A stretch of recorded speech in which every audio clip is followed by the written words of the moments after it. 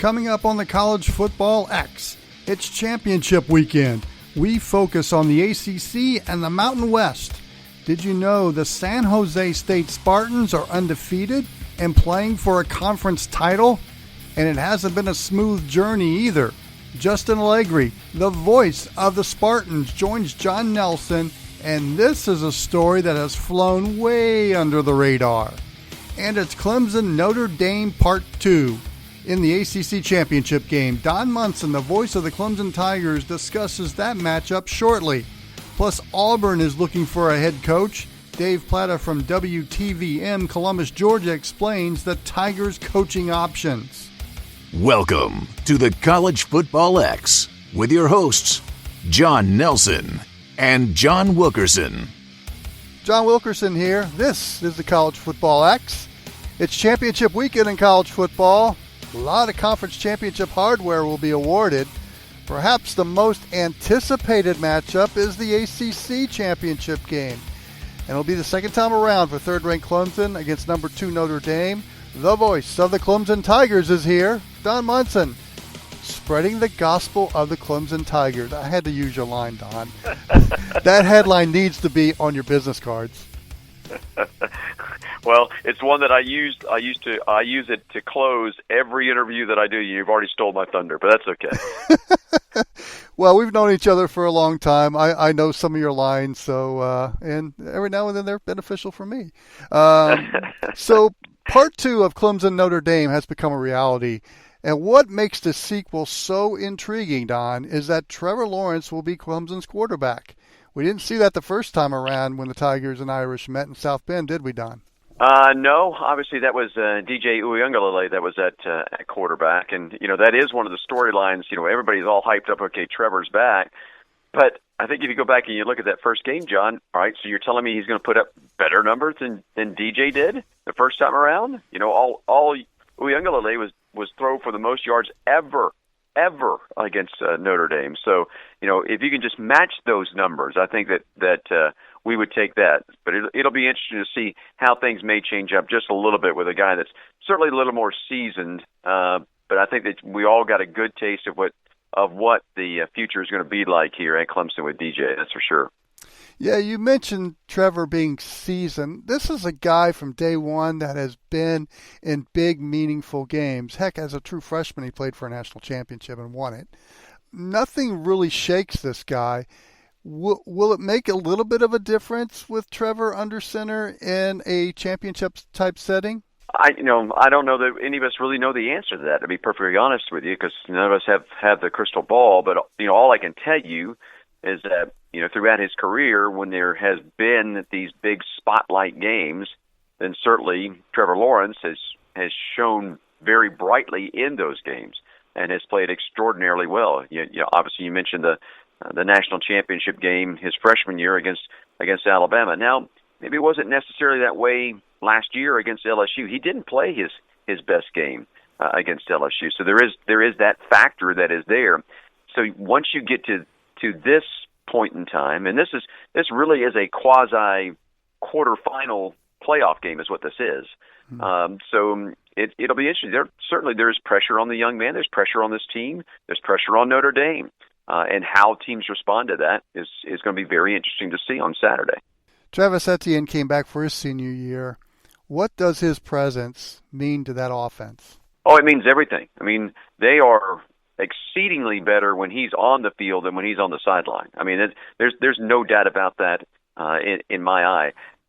Personally, and this is just my personal opinion, I think that Etienne's the most valuable player of this team. And, a lot of people say, well, that's a slight to Trevor Lawrence. No, it's not. I think it's just that the fact that what Etienne can do now coming out of the backfield, catching the football, what he does in pass pro, just obviously what he does carrying the football, it's the little things that make Etienne such an important cog too. He is so great after first contact and being able to shake that first tackler, and sometimes even it's the first 2 or 3 tacklers and making something out of nothing. But there's no doubt that this offense is way better when number 9 is on the field than when he's not. You mentioned Travis being the the MVP. Who's the unsung hero? Who's the guy that we don't know about that has been a major contributor to Clemson? Oh, I think that you probably have to certainly look at a guy like Cornell Powell. Powell was a guy that's a redshirt senior coming in. He had never shown the kind of numbers that he's obviously has put up this year. So there's one guy right there. I may even go to like an offensive lineman, Jordan McFadden, the redshirt sophomore that plays at right tackle. No one ever talks about right tackles, but all he has done is put together what arguably is an all ACC type of year, and is probably going to get some All-American notice as he goes into next season. Tyler Davis certainly has been that way at defensive tackle. No doubt that the defense is way better when he's on the field than when he is not and has been injured, over there. So I think there's all kinds of guys, around. And then the last guy I would say is probably Nolan Turner at free safety. I mean, Nolan is a guy that hardly anybody wanted coming out of high school. Coach Sweeney saw something in him. Coach Sweeney always holds about 2 scholarships every year that are just his, and he tells the staff that, listen, all of you can vote against me, but my vote supersedes all of you. And so he was one of those guys that we're going to take this guy because this guy's a football player. And he certainly has been that and more for Clemson. We're talking with Don Munson, the voice of the Clemson Tigers. And when you look at your opponent for Saturday, Notre Dame this year, no matter what type of game it is, whether it's a low-scoring grinder or a shootout like the first game against Clemson, the overtime game, the Irish have the personnel to prevail. They're able to adjust. What has impressed you about Notre Dame? Well, I think that the thing that impresses me most is that they're old school. And when I say that, in the fact that they are a ground and pound type of offense, but they also have, obviously, the running game and a guy at quarterback who, is similar to what Joe Burrow was doing last year in that he creates so much with his feet, and then once he gets into space, he takes a broken play and makes it a magnificent play. That's just what Ian Book did that the first time around against Clemson, and he's done it many times already this season against other teams. So he's playing with a high sense of confidence. But it's the running game and it's that offensive line, those 3 tight ends that they bring in, because they do things that I just don't know that any other team really has an answer to be perfectly honest. After you watch it and you see it live in person, it's even more stunning. And so that's the biggest thing I think that concerns me is when they go to that 3 tight end set and they overload one side, and they're going to come running that way. Mm-hmm. How in the world is Clemson going to try to stop that? And to me, that is a big, big key on Saturday. Of course, Clemson's going for their 6th straight ACC championship on Saturday in Charlotte. Don, I had a friend of mine who's a Clemson alum call it the 6th annual Clemson Invitational. Thought it was a great line. Is there anything? Well, go ahead. I don't know about that. Because I think that I think that at Clemson and at the fan base and stuff, we've all gotten very spoiled. And let's just be perfectly honest. We've gotten very, very spoiled. And you just kind of, as a fan, even as a media member, you just kind of, all right, it's that time to play an ACC championship game here as of late. You expect the team in orange to be there. But you forget the path that they have to take. They've got to earn their way to get there. Because certainly Clemson, when they show up to anybody's field or anybody comes here to play, there's this huge target. Everybody's best game is played against Clemson. You can say that about Notre Dame. Notre Dame's best game this season was played against Clemson. And so now Notre Dame has got to match that one more time and do that. And so that I think we get spoiled by it, but we better enjoy the run and soak it all up because it's not going to last forever. I think it's going to last a little while longer and probably several years longer. But, at some point in time, it is going to end. Well, is there anything about this team that makes it unique from the previous 5? Each team is so different than another. I think that the thing that people overlook about this football team is the youth that is on this football team. I mean, it is made up mainly, and I would say probably about 75% of guys that are true freshmen, redshirt freshmen, true sophomores, or redshirt sophomores. I mean, if you go and look at the 2 deep, and you look at all the number of guys that are in there that have the FR or the star FR, the star SO, the true SO, whatever. I mean, it is an extraordinarily young football team, particularly over on the defensive side of things. And I think that that's what probably excites folks around here more than anything.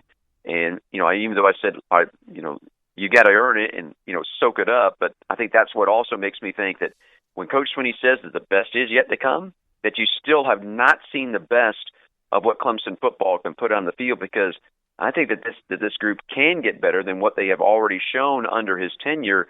And to me, that is probably the most exciting thing about my job, in which I hold, which is the best job on the Clemson campus. Indeed. Well, as you do your deep dive into Saturday's ACC Championship game, what are the keys for Clemson to prevail?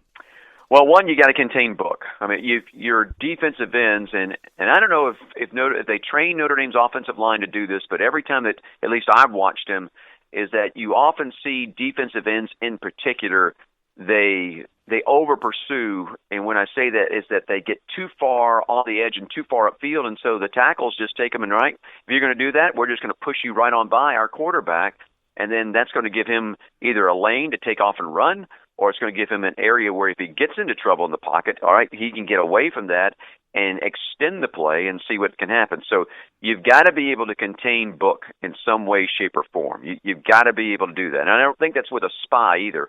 I really do believe that is with your edge rushers. You got to contain. You got to hold that edge, and you can't get away from that. So that to me is one big key. And then obviously the other thing is, how is Clemson's offensive line going to respond, particularly off of that first performance? Because it wasn't necessarily great in the running game. Obviously, it wasn't great in the running game. It was very good in the passing game. I mean, they did a great job of holding off and allowing DJ to settle back in the pocket and throw the football.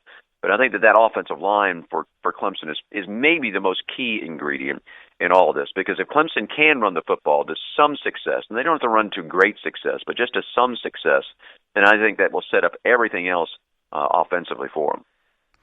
Don, I want to go big picture here with you. This is exactly what ACC football fans dreamed of when Notre Dame agreed to join the conference in football for a year. It's just too bad the atmosphere will be subdued due to COVID restrictions. But what does this mean for the league in general? Well, like I said, this is at the beginning of this. I said this is a quasi quarterfinal game, and maybe it's not. I mean, for both of these teams, certainly if Clemson wins, you got to figure that both Clemson and Notre Dame are going to make the playoffs. So then they get two teams that now all of a sudden are in the Final Four, and anything can happen from there. Should Notre Dame turn around and beat Clemson for a second time, which they're perfectly capable of doing, then for Clemson it becomes very interesting to see what the committee will do with Clemson, and it depends a little bit, I think, upon what else happens around college football. Texas A&M being the great outlier right now, sitting there with just one loss on the season. So what happens? As we saw in the latest committee vote, the thing that stood out to me about the latest committee vote was what they did with Florida. Florida loses at home to, let's put it very frankly, a not very good LSU team. And they lose, but they only drop one spot. So are you telling me that, all right, if Clemson loses to Notre Dame, is the committee just going to drop them one spot? Or is they just going to drop down to 4? That, to me, I think, looms for the Atlantic Coast Conference as being something that I think that could be of utmost importance, because should Notre Dame win their first ever conference crown, then what does the committee do with Clemson? And if the committee ends up putting Clemson into the playoffs, then I think that the ACC offices would just be absolutely celebrating, and everybody across the league would be celebrating at that point, because that means something different. Now all of a sudden, ACC football is on that same level as the SEC has been all these years since we've gone to this format. Well, just think of a third Clemson-Notre Dame matchup. I mean, it could happen. It's possible. Yeah, it's certainly possible, but let's take care of visit number 2, and then we can worry and see if there's actually going to be visit number 3. Let's just take care of one at a time. Yeah, sorry, I got a little bit ahead of myself there as you were describing what the possibilities could be for the ACC. Don, where can the masses hear your broadcast Saturday? Well, obviously on the Clemson Tigers Network, we're all over the place in North Carolina and South Carolina, so that you can hear us on that. You can find us online as well through ClemsonTigers.com. It'll be on Sirius XM. I think our call is on Channel 84 for the game. So if you have the beautiful satellite radio, you can find it there. But there's all kinds of ways that you can find the stuff out there. And tune us on in. We'll hit the airwaves. Actually, we'll hit the airwaves at 3 hours prior to kick, so at 1:00. Actually, our official pregame will start at 3:00. Myself, Tim Bray, and Reggie Merriweather will have the call of the ACC Championship Game, and we'll be settled in there in Charlotte watching it live in person. And I think the weather's going to hold out for us. It looks like it's going to be a pretty good day, and looking forward to what should be just another classic matchup in this a kind of abbreviated series that we've had all time here with Notre Dame. But it should be another bright spotlight for the ACC, that's for sure. And always a fun listen when you tune in. Don Munson, thanks for joining the College Football X. Really appreciate it. John, appreciate you having me on. And all God's children say, go Tigers. Well, up next, we shift our focus to the Mountain West Championship game. Boise State and undefeated San Jose State. Jon Nelson discusses that with the voice of the San Jose State Spartans, Justin Allegri. This is the College Football X.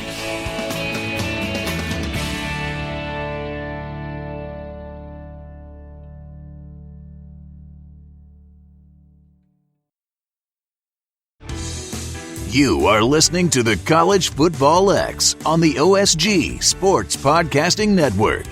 Welcome back to the OSG on CFB. It is the X, and one of our X factors for the week is friend of the show, friend of the network, and it's time to catch up with the Western Wandering Minstrels of college football. And to do that, the play-by-play voice of San Jose State, Justin Allegri. Justin, welcome back.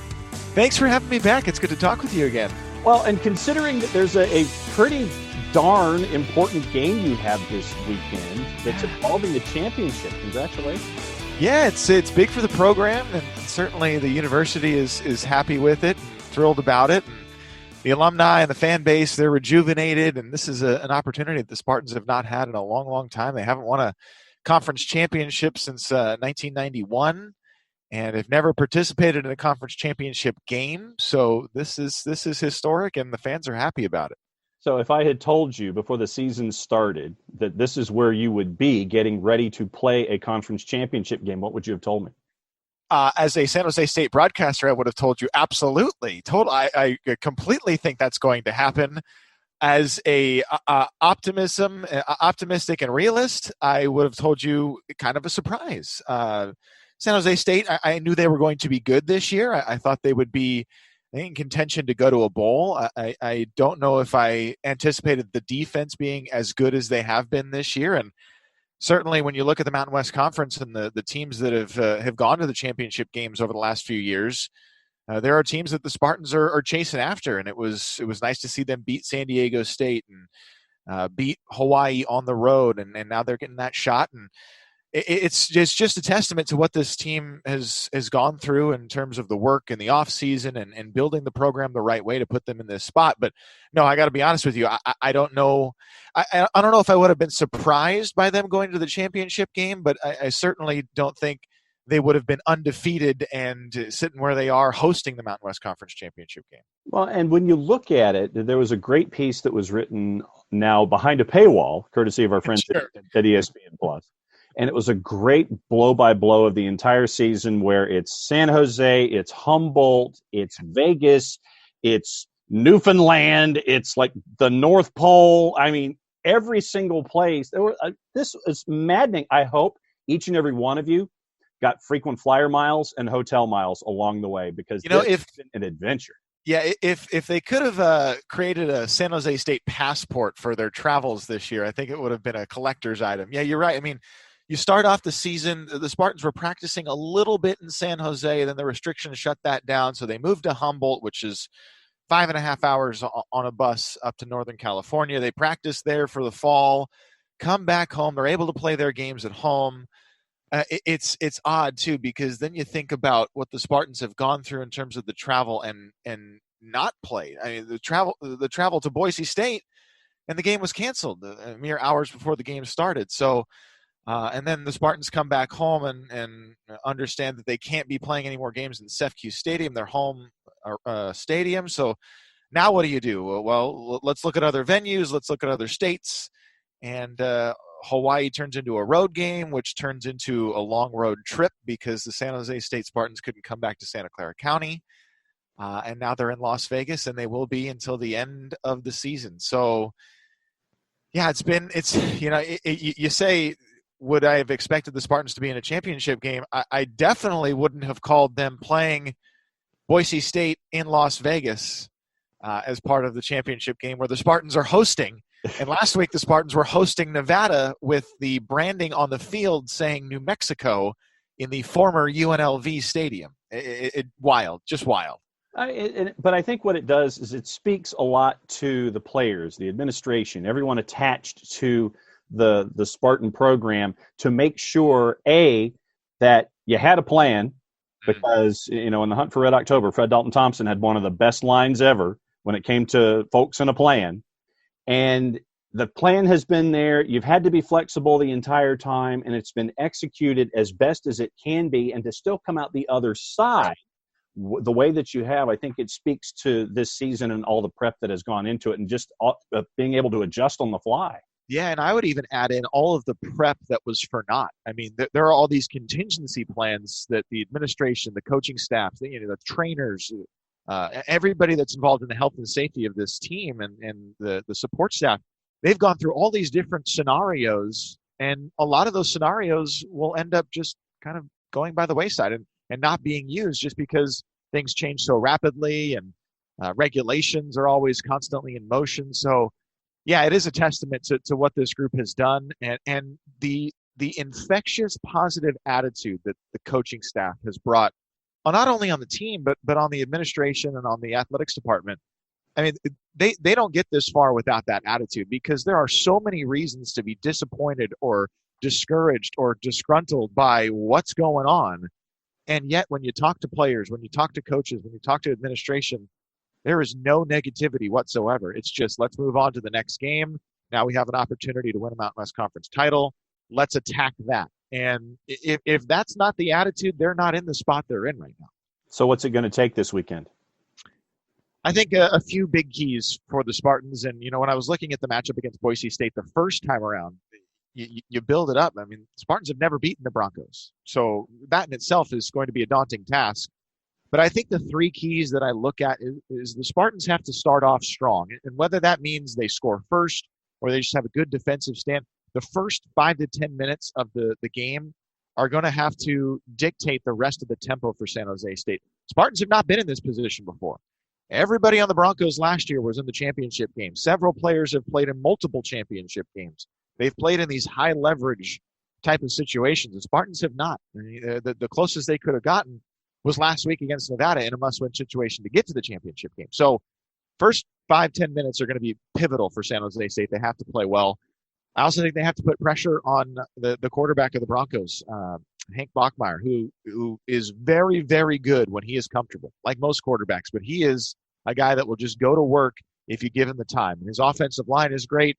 Spartans' pass rush has been phenomenal this year. Mountain West Defensive Player of the Week was announced just today that Cade Hall, who has 8 sacks this year, they've got to get after Hank Bachmeier and make him uncomfortable in this football game. And then the Spartans have to run the ball with effectiveness, and they have in the last few weeks. Boise State's pass defense is one of the best in the country, so you can't rely on that passing game, and you have to go to guys like Tyler Nevins and Kyrie Robinson to run the football with more regularity and more effectiveness so you can have that balance and not let Boise State's strength on defense dominate the game. So those are the three that I'm looking at. Okay, so then let me posit a theory here. With a team that has not been in a championship game scenario, could that youthfulness of this season and just the inexperience of it, not being intimidated by your surroundings, could that work just as well in managing that first 5 to 10 minutes and not being intimidated by, oh no, there's Boise, and then, getting freaked out? Could that inexperience in these situations help? Yeah, I think there's a swagger around this team that they go into games with confidence, and sometimes that confidence is just exuded because the build up to that game. But you look at that the first 5 to 10 minutes that I'm talking about, it's almost as important to not make a small mistake and let that get magnified, right? Even if you're not leading in the first 5 to 10 minutes or something goes wrong, don't let what goes wrong have an effect on the next part of that first half or the next quarter. And I think that's as big a part as that strong start that I'm talking about, because you have guys that are going to go in there ultra confident. And if that confidence starts to waver, then it could be a domino effect in the game. And that's just not something the Spartans can afford against this Boise State team. Justin Allegri, play-by-play voice of the San Jose State Spartans, hanging out with us, previewing if I could get my upper plate to work, the MUC title game this weekend here on the X. And I'm going to ask that you leave the Grateful Dead to the side. Okay. To this answer. Okay. If you were to come up with, knowing your music, you put your musical tastes into this. With your musical tastes, if you could come up with a song title or a lyric that would fit this season, what would it be? Oh, gosh. It's easy for me to sit here and say, yeah, Grateful Dead, Long Strange Trip, it's been, but see, that's why I said to put that one to the side. See, I kind of have a dark sense of humor sometimes. So Down with the Sickness. Okay. By Disturbed comes to mind, just because that's where we're at these days. And hey, I mean, the Spartans have had 2 games affected by it, but they've been able to endure. I mean, the team has not truly themselves been affected by everything going on around the country. And with all the travel, you would expect, hey, maybe it would be affected at some point. But the Spartans have done a really, really good job of staying safe and understanding that if I make a mistake, it's going to affect the rest of the team. So I don't know. I don't know why that came to mind. I haven't heard that song in a long time, maybe since high school. But hey, it could work. Why not? All right. So as our resident POC here, when it comes to the weekend, as our person of change, go ahead. Time for the promo, so we can follow along with everything else. That's right. What can folks do? What can they do? Not just this week, but all the weeks when they want to hang out with San Jose State. How do they do it? Time for the promo. Hit me. All right. So one thing that our team does exceptionally well is their social media output. I mean, San Jose State football, Twitter, Instagram, anything. I mean, they're putting out content left and right. And the videos that are coming out of this department have been fabulous. Cam Radford and Ryan O'Rourke and his team have done just great work doing like these cinematic movies that really build up to the game or post game, and short video cuts of inside the locker room. They've really done a nice job helping the fans who aren't allowed to engage this year in person be a part of it. So I would encourage everybody to follow on social media. It's really, really good stuff. And then obviously it's a nationally televised game this week. So Fox, the main cable networks, will have this one. And if you want a deep dive, you can pause the Fox and listen to KTRB, which is 860 in the Bay Area, or our TuneIn feed, and sync things up, because we always love that when you do that. But those are the ways to follow along. And hey, Coach Brennan has said throughout this year, there's always time to jump on the bandwagon. So we'll welcome anybody. Justin Allegri, play-by-play voice of San Jose State, getting ready to call a conference championship this weekend. Oh, before we go, how much of a challenge has it been for you to call games this year? It's been different. I don't know if it's been as much of a challenge this year. It's just been different because we don't have as much access to the players. On a normal year, I'll go out to a practice and I'll talk to a guy and see what he's working on or what he thinks he needs to improve on. And this year, you're not. Well, I'm not going out to practices. I'm talking to coaches on the phone. I'm talking over Zoom calls, but it's a lot different. You don't get that sense of what the players need to do and what the coaches are working on. So it's been a challenge. We've called games remotely, which is new, and it has gone very well. But it's new and different, and that's, I think, probably the biggest challenge that we faced this year. But if it keeps more people safe, then we're all about it. So. But I think that's probably the 2 things that come to mind this year. I can't wait to get back into a stadium and to get back into the swing of things with the players on the practice field. But this year is just different. Once again, reminder, Kyle Bonagura, Adam Rittenberg, you're required. This is your reading assignment for the week as you're listening to the show, talking about everything that has gone on. Here's their title of the article. The unlikeliest unbeaten of the college football season is San Jose State's traveling road show. 6-0. First time since 1939. Can't beat that. And that is the homework assignment for everybody hanging out. Justin, as always, great to catch up with you. Have a fantastic call this weekend. Hell of a season so far for San Jose State. We'll catch up with you on the flip side. Hey, thanks for having me on. Appreciate it. When we come back, the OSG on CFB, the X continues. Stick and stay. We'll be right back. The OSG Sports app is up and running on your Android or iPhone.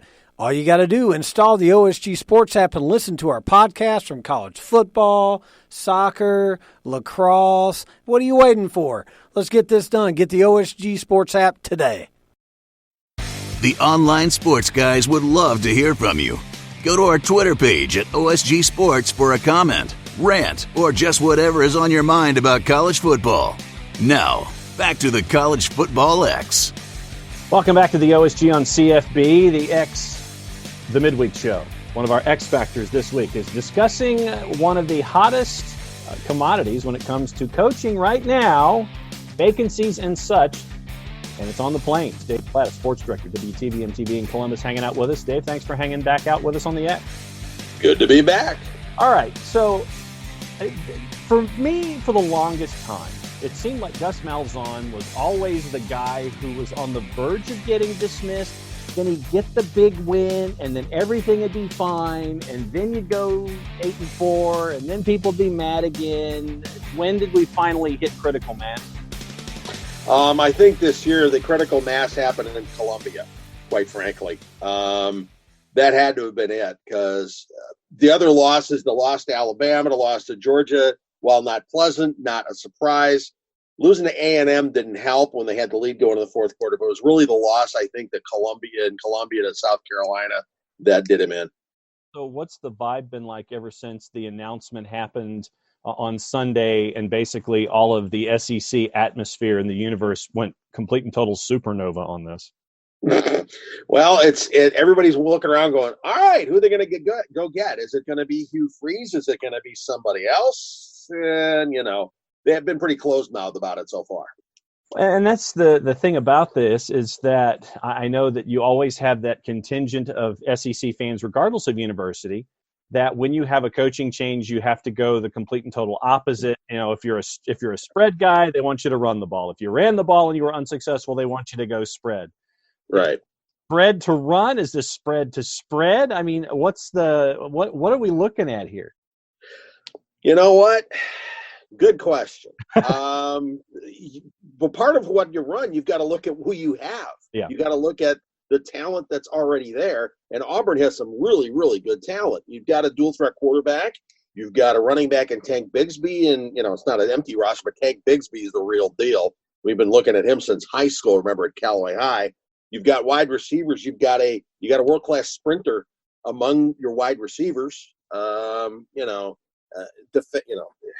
Good question. I'll be honest with you. I haven't the foggiest where they're going to go with this one. Well, but then let me ask you this. With National Signing Day, version 1 coming up midweek, right now you look at Auburn's class, 12th in the SEC, 42nd nationally going in as you and I are talking, and there aren't a whole lot of skill positions that are a part of this. It's more offensive linemen, defensive linemen. There are a couple of athletes and quarterbacks and things like that. No running backs to help you out with your depth where you've had injuries and you couldn't rely on Sean Shivers. You couldn't rely on Tank Bigsby for an entire season. I know that 2020 in and of itself is, you can kind of put it to the side, but there doesn't seem to be a whole lot of depth at skill positions on the offensive side of the ball in this recruiting class, and that could be something else. Well, just remember that the offensive line has been kind of a weak point for Auburn the last couple of years. They've had some really good guys, but they haven't really meshed on the line as well as they should have. And quite frankly, I think that was going to be the focus anyway, to try to beef things up in the trenches. So then, we look at coaches. Mario Cristobal at Oregon has already come out and said that his version of SEC West out west is not coming back to Auburn. He doesn't want to be considered. Lane Kiffin did his best Nick Saban impression, talking about, I will guarantee you, I am not going to be the next coach of Auburn, complete and total with the hand motions and everything, doing his best Nick Saban impression. Does Hugh Freeze really want the grief of being under the microscope every week, where at Liberty he could pretty much do whatever he wants? Scott Satterfield, is he fed up already with Louisville? I mean, there are a lot of different dynamics in play here when it comes to who's coming up. Sure, and Freeze has the other problem, of course, of having the way he left Ole Miss. Yeah. There was talk that he'd have a show cause coming in, which would make things exciting. And plus, with what's going on with the Auburn basketball program right now, that may not necessarily be a good look for them. Then you start looking at guys who haven't got a ton of head coaching experience. Billy Napier's name came up, which would be a really interesting hire. I mean, Napier's shown, he's done really, really well. And parenthetically, his brother is the head football coach at LaGrange High School. But you're starting to look at it and go, oh, who are they going to get? Who wants this job? And I think that's the thing right now because of where Auburn is. We'll start regionally, where right now in the current setup, in the SEC West, you're probably, for the foreseeable future, not going to be any better than second, which means, in theory, you're not going to be any better than third or fourth when it comes to bowl season. It's probably going to be 8-4, maybe 9-3. I know that the alums were fed up with the win-loss record against Georgia, Alabama, and LSU over the last handful of years. I mean, it seems like you're stuck in a part where you can't really improve your lot a whole lot, and there's really only one place to go, and that's down in the standings in the SEC West. Yeah, but keep in mind one thing. Being a first-year coach at Auburn has been golden. Look what Gus Malzahn came. When Malzahn came in, they had a horrible season. What happened? Yeah, they won the. Look at Terry Bowden, yes, who walked in the early '90s when they were under the NCAA hammer, and they'd had a bad year, and what did they do? They ran the table. The first year, and Chiswick took 2 years to win a national championship. Coming into this job, it's like the sky's open and everything happens, and then, yeah. And that's what's happened to every one of those guys too, because after Chiswick won the national championship 2 years later, Gus, he had 1 great year, 3 bad years, 1 great year, 3 bad years, and he's not going to get his chance at a 3rd great year. Bowden was out quickly too. Staying power is the hard part on the Plains. And then what about one of the coaches that's already there? Maybe a Kevin Steele, because we know that the Auburn defense has been stout. Is this a situation where the number 1 assistant gets promoted basically because the head coach is out the door? The problem with that is Kevin is a little bit older. You want somebody who's going to come in and get established and be there for a long term.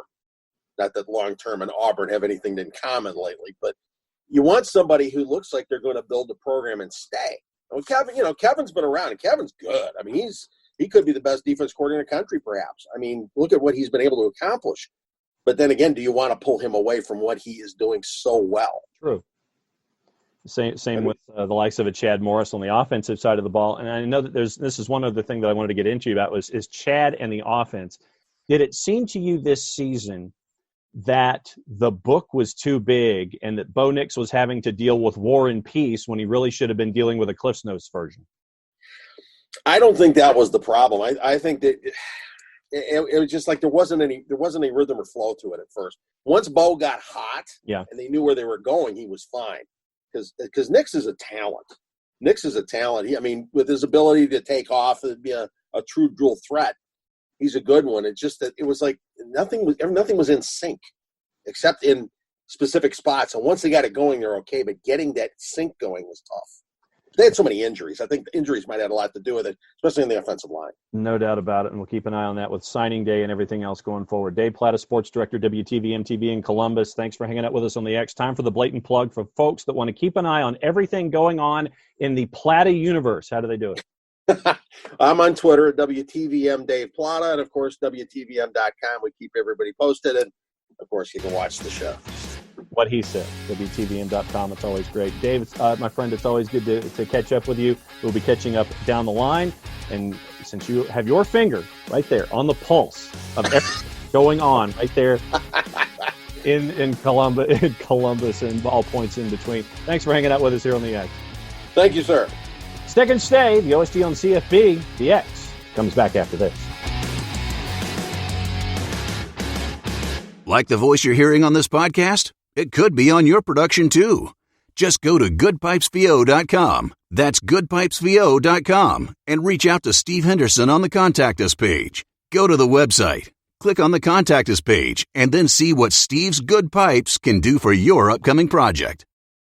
You're listening to the College Football X on the OSG Sports Podcasting Network. Well, you know all the championship game matchups in the Power 5. The Big 12 championship game has some juice to it. Oklahoma going for its 6th straight Big 12 title. Iowa State going for its first conference championship in 108 years. Should be a fun one at AT&T Stadium on Saturday. Of course, top-ranked Alabama and number 7 Florida in the SEC Championship game down the road from Office HQ in Atlanta. Number 4 Ohio State and 14th-ranked Northwestern in the Big 10 title game in Indy. And Oregon battles 13th-ranked Southern California in the Pac-12 Championship game. We thank Don Munson, Justin Allegri, and Dave Platta for joining the College Football X this week. For Jon Nelson, I'm John Wilkerson. So long and enjoy the games this weekend. Thanks for listening to the College Football X. You can find this and past shows by downloading the OSG Sports app on your mobile device. And enjoy all of our shows from the OSG Sports Podcasting Network. The OSG Sports app is up and running. Download it today.